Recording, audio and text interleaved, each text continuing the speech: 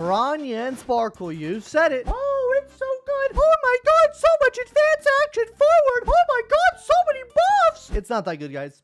It's kind of mid, honestly, and we're gonna talk about that today. And yes, I've seen Gotcha Smacks videos talking about this. We touched on it in the Do Not Summon video for Sparkle, but we're gonna be going over a full in-depth video today on why it actually sucks, because I still see a lot of people using this comp. And sure, if it's a fun comp you want to play with, have fun with the game, play it, but let's not cope out and say that it's a good comp or it's amazing, nothing can beat it, because that's not the case. And I will be going over a few reasons today on why it's not the case. I think one philosophical view, or I don't know what it is, someone says if you ate too much of something or if you have too much of something, it's bad for you, right? And that's the case with this. Having too much action advance is bad for you. Having too much crit damage buff is bad for you. Having too much damage percentage is bad for you, okay? You want an even diet, right? Like the pyramids we see in our, oh, that's the Illuminati. Ooh. Like the pyramids we see in our public schools here in the US, we have the triangle of nutrition, and I think the same thing can apply for Honkai Star Rail here as well. So here is our triangle of buffs and debuffs today to give you a healthy and balanced diet on your damage. So let's start off with reason number one now. Way too many buffs, okay? Guys, you are going to get diminishing returns with running both of these characters on the same team.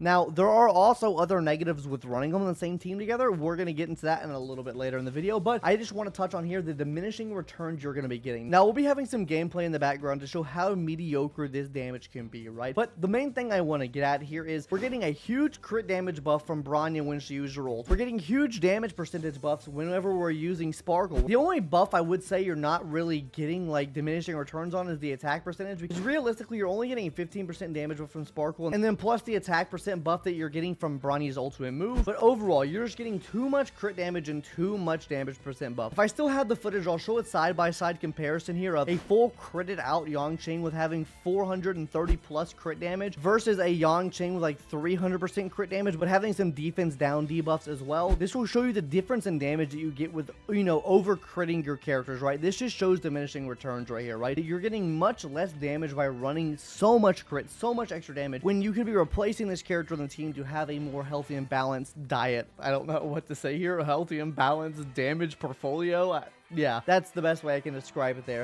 A damage portfolio. But on top of this, not only are you over buffing your characters, you're actually under buff. You're not utilizing the full kits of either of these characters, right? So of course you're utilizing the action advance, right? But the thing is, right, you cannot overlap the buffs of Bronya and Sparkle when you're having them on the same team, right? Because realistically, they only last until either the start of the next turn from Sparkle, or they just end whenever your turn ends, right? So if you have Sparkle, you pull your, let's say, Dragon Danny back up to the front. You do his 3 turns, yeah, Dragon move attack, and then you bring him back up to the front with Bronya, oh, Dragon move attack. You will see the damage doesn't even increase, or if it increases at all, it actually could probably decrease, right? And sure, you have him moving twice, right? Because you advance his action. So you're taking use of that portion of their kits, right? But you're not fully utilizing their kits, because as soon as you bring them back to the front, you've just basically destroyed whatever buff they've had, right? So you're not stacking up the buffs with Sparkle. You're not stacking up the buff with Ruanmei. You only get them for that instance. And that's kind of what I want to talk about now.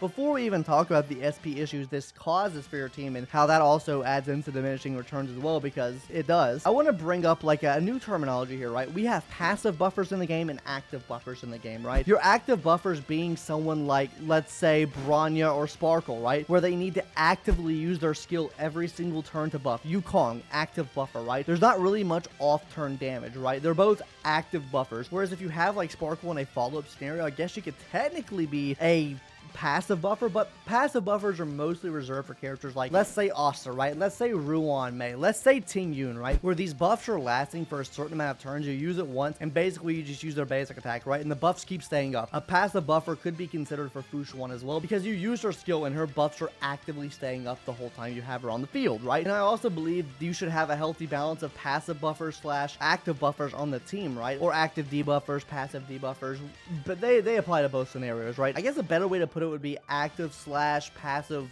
support characters, and that's where they fall into, right? Having multiple actives on the team don't really utilize the full use case scenario of them, which means you'd probably be better off running them on separate teams because you're getting so little value out of using these. I'll touch on this in a little bit. I want to talk about the SP issues now, because like the point I brought before with having passive buffers and active buffers on the team, right? This also calls for using more skill points. The more active buffers you have on the team means the more skill points you're probably gonna have to use, right? And when you don't use skill points with these active buffers, then you're losing out on a lot of damage. It's exactly the case with Ruan Mei and Bronya, right? Bronya has this even worse, because when you don't use a skill with Bronya, you don't get anything. You don't get any buffs. You get her action advance forward some. Sparkle, you get a 15% attack bonus. You get a damage percent bonus as well, right? That's fine. That's all hunky-dory and fine, right? But the problem is the main majority of damage you're getting from their kit is coming from their skills. Boosting them back up to the front and getting Bronya's damage multiplier, right? That's huge, right? That is the main part of her kit. Using Sparkle's skill and bringing them back up to the front and getting the crit damage bonus.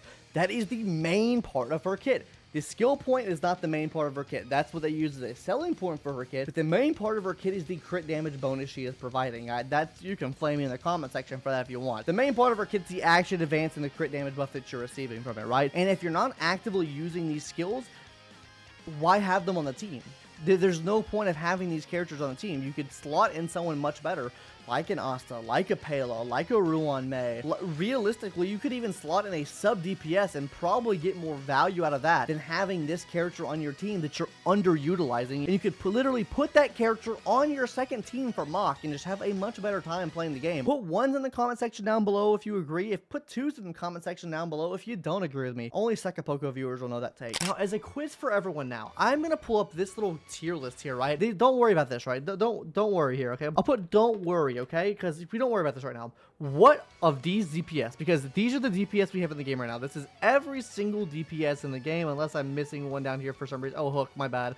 And Kalar, let's move them up too. What DPS right over here is going to work better with Bronya and Sparkle on the team versus having someone like a Pela on the team or having a Ruan Mei on the team? Tell me. I'll give you guys 5 seconds. Give me 5 seconds. Type in the comment section right now what character you see down here that will have a better benefit with having both Ruan Mei and Bronya on the same team. I want you guys to take a guess here because there are actually some units.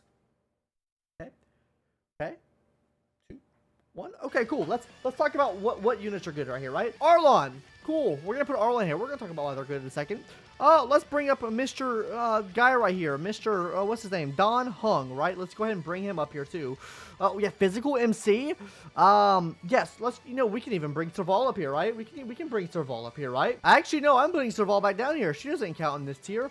Yeah, so these are the 3 characters we have up here, and what do these 3 characters have in common? These motherfuckers are so bad, so dog shit with their damage, that it's gonna look like a huge increase by running both of these characters on the same team, because these motherfuckers are gonna need to be cycling to do some damage. Yeah, it's a bit of a joke there, but you know what I mean, right? You don't get much benefit from running both of them on the same team. Maybe in the future when we have a character that comes to the game that plays more on advanced and forward, or like, oh, the more buffs I have on this character equal the amount of damage output we do, right? The best way I can describe this is if you've played Cookie Run Kingdom, there are some characters that, the more buffs you have on that character, the bigger damage buff they get, right? So they have an ability where it's like, for every buff you have on this character, give them a 7% damage increase or something like that, right? A 7% defense ignore for every single buff they have, right? And I think in that scenario, having these active buffers would be absolutely amazing because you're not necessarily having to scale so much or like having DPS that have like built-in defense shred, built-in resistance shred to them, right? That's why I brought up Don Hung here, right? Don Hung has built-in resistance shred, so he's gonna be really good here because not only are you giving him super buffs to make him not as shit, you're also having his defense or his resistance shred as well against wind damage enemies, so you're taking use of that extra thing. You're filling up that tree, right? That's the whole point of this section right here, right? Who can take the biggest use of these characters? Trailblazer, he's just a meme, bro. I don't know what to do with him. We might do a build guide on him in the future. Anyways, you get my point. You catch my drift. But at the end of the day, run what you want to run, right? I personally think it's stupid to run them on the same team because, first of all, it's pretty lackluster damage, right? If it's not completing your cycles within 3 cycles, then it's kind of dumb, right? If it's taking you 5 cycles to complete Memory of Chaos 11 or 12 with these 2 characters on the same team, keep in mind, these are 2 S rank buffers. Even though Pride Win up here has Sparkle and S plus tier, I do not agree with that. Ew, Pride Win, get out of here, bucko. Having both of these characters on the team is just underwhelming. It doesn't clear any faster. You use more SP, you could save those units for your other teams, especially if you're already struggling. This is not gonna help you out. But you know, at the end of the day, if you're having fun, you're having fun. And yeah, that's gonna do it. Unsubscribe if you're mad, subscribe if I'm speaking some sense, and leave a comment if this video was scattered, because my brain was scattered when recording it. Bye. See you later.